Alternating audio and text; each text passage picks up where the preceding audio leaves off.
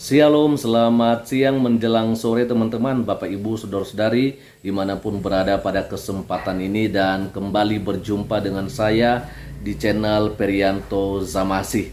Teman-teman, memang akhir-akhir ini saya jarang upload video ya, karena ya harus saya sampaikan bahwa begitu banyak yang menjadi tanggungan saya baik dalam pelayanan dan juga di keluarga, sehingga membuat saya akhirnya sibuk sendiri gitu ya, untuk ya berusaha gitu ya agar kita tetap bertahan dalam pelayanan ya di pedesaan atau di pedalaman ini.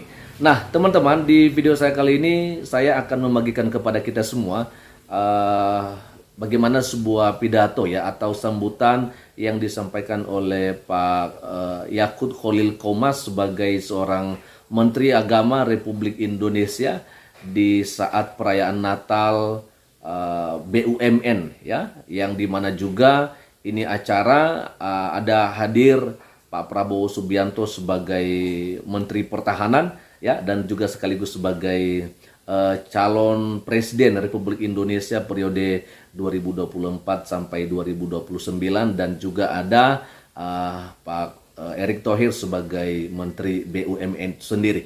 Dan teman-teman, tidak lagi berlama-lama, langsung saja saya akan membagikan kepada kita semua bagaimana pidatonya Pak Yakut Khalil Qomas, dan nanti kita akan coba berikan bagaimana tanggapan kita mengenai apa yang disampaikan oleh beliau ya. Dan ini videonya, kita lihat bersama. Salam. Assalamualaikum warahmatullahi wabarakatuh. Selamat sore, salam sejahtera untuk kita semua. Om Swastiastu, Namo Buddhaya, salam kebajikan. Yang terhormat dan sama-sama kita hormati Bapak Menteri BUMN Republik Indonesia, Bapak Erick Thohir, yang memaksa saya untuk datang di acara ini. Saya ingin menyampaikan dulu Pak, sebenarnya hari ini saya ada acara yang tidak kalah penting di Jawa Timur, tapi saya diminta Pak Erick untuk datang ke sini karena dua hal. Yang pertama, karena ini peringatan Natal bersama. Saya Menteri Agama. Kalau saya nggak datang, terlalu namanya. Kata Roma Irama begitu, terlalu. Gitu. Yang nomor dua, karena saya kagum dengan dua tokoh di depan saya ini, Pak Menhan, Pak Prabowo Subianto, dan Pak Erick Thohir, Menteri BUMN RI, yang selalu mengajarkan kepada saya tentang kesabaran, keteguhan, dan pantang menyerah. Dua sosok yang saya kagumi, apalagi ini Kementerian BUMN. Kementerian BUMN itu ada KAI di dalamnya, itu seperti dua sosok ini. Kereta api itu berangkatnya tepat waktu, yang menghadang akan ditabrak dan hanya berhenti kalau sudah sampai tujuan. Jadi itu kenapa dua alasan ini yang memaksa saya datang ke sini. Yang saya cintai, saya banggakan, kita semua cintai dan kita semua banggakan Bapak Menteri Pertahanan Republik Indonesia, Bapak Prabowo Subianto. Beliau tadi tanya ke saya, tapi saya belum jawab, Pak, sengaja saya simpan jawabannya, supaya semua yang hadir di sini mendengarkan. Apa hubungannya Menteri Pertahanan dengan peringatan Natal bersama? Saya tadi belum jawab, Pak, saya akan jawab di sini. Sangat terhubung. Sangat berhubungan karena apa? Sistem pertahanan kita, sistem pertahanan negara kita ini bersifat semesta. Artinya yang sistem pertahanan yang memiliki ciri-ciri kerakyatan dan kewilayahan. Kalau bicara kerakyatan, di dalamnya ada umat beragama, Pak. Jadi sangat signifikan dan sangat terhubung. Kenapa Menteri Pertahanan harus hadir di antara umat beragama, umat Kristiani yang ada di ruangan ini. Terima kasih Pak Menteri Pertahanan berkenan hadir. Ini memperkuat atau meringankan tugas saya sebagai Menteri Agama karena ada Menteri Pertahanan yang menjadi backup. Pak Wamen BUMN Pak Kartiko, para insan Kementerian BUMN dan BUMN yang hadir pada sore hari ini, para tokoh agama Kristen dan agama Katolik, umat Kristiani, dan segenap tamu undangan yang dikasihi Tuhan, yang mohon maaf tidak mungkin saya sebut satu persatu, kalau saya sebut semua selesai acara ini Bapak. Pertama-tama mari kita panjatkan puji syukur kehadirat Tuhan Yang Maha Kuasa. Alhamdulillah, puji Tuhan kita semua diberikan kesempatan bisa berkumpul pada sore hari ini dalam keadaan sehat walafiat. Bapak Ibu sekalian yang dikasihi Tuhan, hari ini merupakan hari yang sangat istimewa bagi seluruh umat Kristen dan Katolik di lingkungan BUMN dan Kementerian BUMN, karena kita merayakan Natal bersama. Natal bersama ini tentu tidak berbeda dengan tema peringatan Natal Nasional.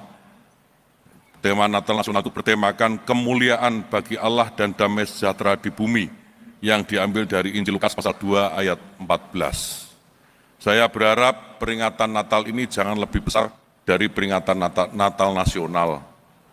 Tapi ternyata ini lebih besar Pak Menteri BUMN.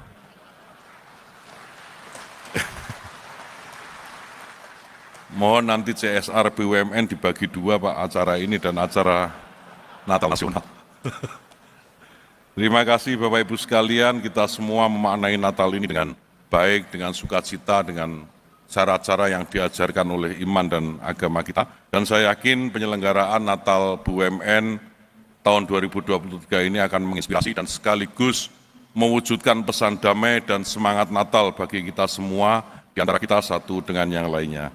Bapak Ibu yang saya hormati, Pak Menteri Pertahanan, Bapak Menteri BUMN, para Direktur Utama dan Direktur BUMN yang hadir, Bapak Ibu sekalian kasih Tuhan, saya Muslim.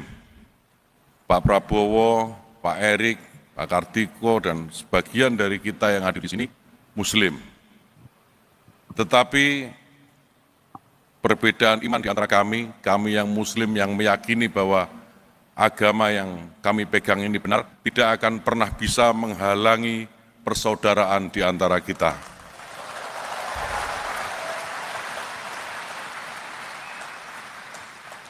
Saya tentu memegang teguh ajaran agama saya, Pak Prabowo, Pak Erik, dan semua yang Muslim pasti memegang teguh ajaran agamanya. Bapak Ibu sekalian, umat Kristiani juga memegang teguh ajaran agamanya.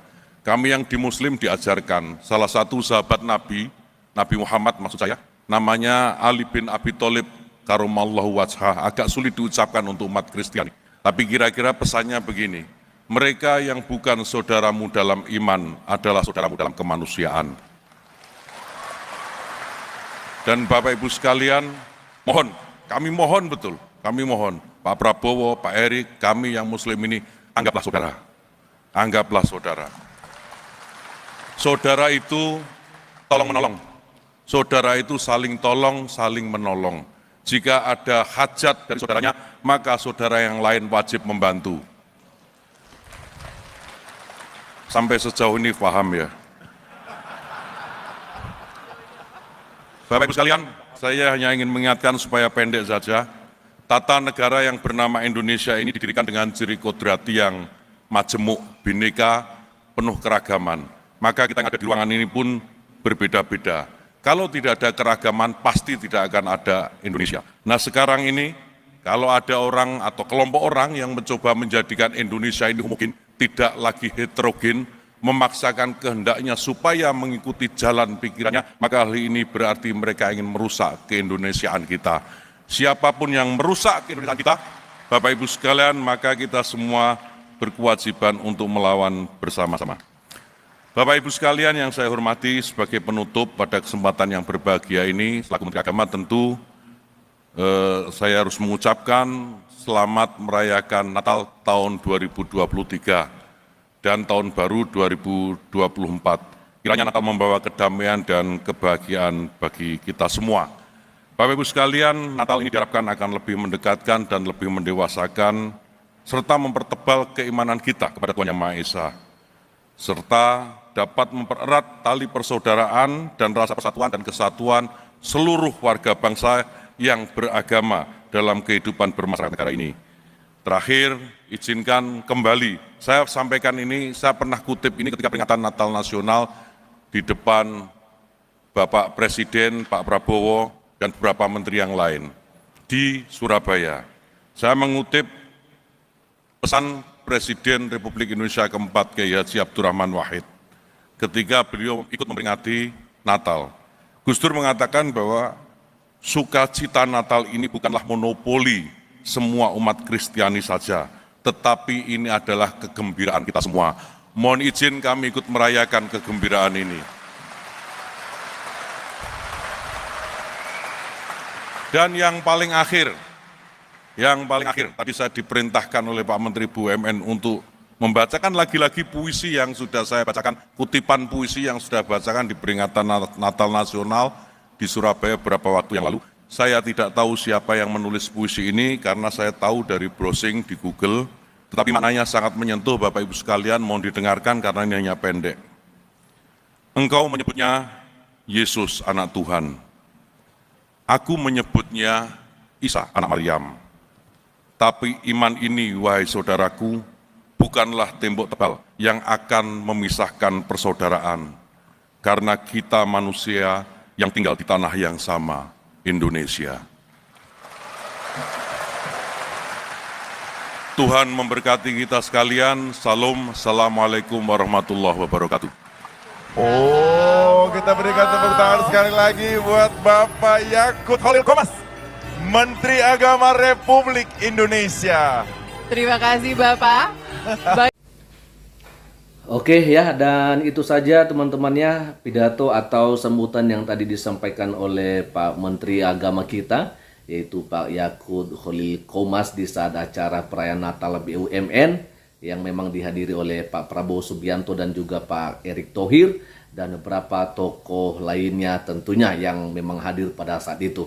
Teman-teman, bagi saya apa yang disampaikan oleh Pak Yakut Khalil Qomas adalah sebuah hal yang wajar dan sudah berkali-kali disampaikan oleh beliau, ya, kalau dirinya bukanlah menteri untuk satu agama, ya kan? Karena jelas memang kita melihat kalau Pak Yakut Khalil Qomas ya seorang yang beragama Islam, dan beliau menegaskan bahwa dirinya bukanlah hanya menteri agama untuk agama Islam saja. Sebenarnya ini sudah berkali-kali disampaikan oleh beliau, ya. Artinya bukan hanya di acara kali ini, tapi memang sudah begitu sering ya beliau menyampaikan hal yang seperti itu. Bahkan juga di saat perayaan Natal Nasional yang diadakan di gereja Betani Nginden yang ada di Surabaya, beliau juga hadir di sana dan menyampaikan hampir sama ya dengan apa yang disampaikan oleh beliau, ya, bahwa memang kita harus menjunjung tinggi yang namanya perbedaan, dan perayaan-perayaan yang seperti ini memang harus diberikan dukungan. Tapi yang saya mau sampaikan pada kesempatan ini, semoga saja mungkin Pak Menteri Agama kita sebenarnya sudah berkali-kali ya kami sampaikan hal yang semacam ini, itu sejak merajalelanya begitu ya, atau sering terjadinya yang namanya pelarangan ibadah, ya kan, persekusi yang dialami oleh saudara-saudara kita umat Kristen atau katakan umat minoritas yang ada di Indonesia, yaitu bagaimana gitu ya agar SKB 2 Menteri itu memang harus ditinjau kembali ya. Karena memang puji Tuhan dulu ya, di tahun 2023 kita melihat hanya terjadi sedikit saja yang namanya pelarangan Natal. Tetapi tetap saja masih ada yang seperti begitu. Dan itu dilakukan, sorry ya, ini tidak semua memang saudara kita Muslim melakukan seperti itu. Tetapi memang saudara-saudara kita umat Kristiani yang mengalami pelarangan Natal ini seringkali dilakukan oleh saudara-saudara kita yang beragama Islam. Kalau kita masih ingat bagaimana dengan sebuah surat edaran yang dikeluarkan oleh Kepala Desa Merbau ya, yang ada di Kabupaten Pelalawan, Provinsi Riau, ya, di mana seorang kepala desa menyampaikan atau mengeluarkan surat edaran bahwa umat Kristiani yang ada di desa Merbau tidak boleh melakukan kegiatan perayaan Natal kalau tidak mendapatkan persetujuan dari pemerintah desa. Ya, artinya harus ada izin terlebih dahulu. Kadang-kadang saya berpikir, kok bisa ya? Kenapa harus minta izin? Bukannya Indonesia ini adalah negara yang menjamin kebebasan untuk beragama dan tentunya untuk melakukan setiap kegiatan-kegiatan acara di agama yang dia anut itu.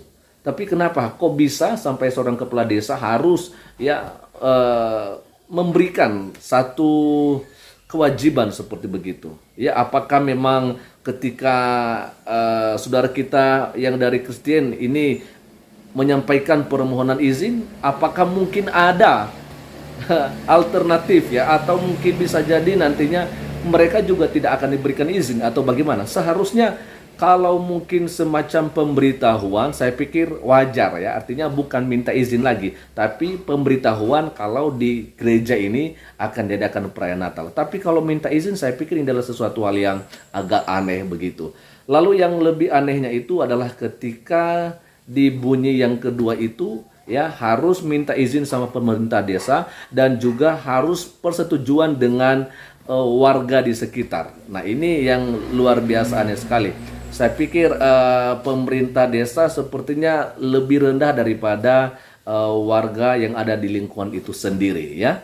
Jadi makanya saya pikir ini hal yang perlu juga diperhatikan oleh menteri kita, bahwa kalau boleh jangan lagi ada hal-hal yang seperti ini yang sepertinya membuat masyarakat sekitar di mana lingkungan kita berada lebih mempunyai wewenang untuk mengatur setiap kegiatan-kegiatan yang ada di wilayah kita daripada pemerintah desa itu sendiri.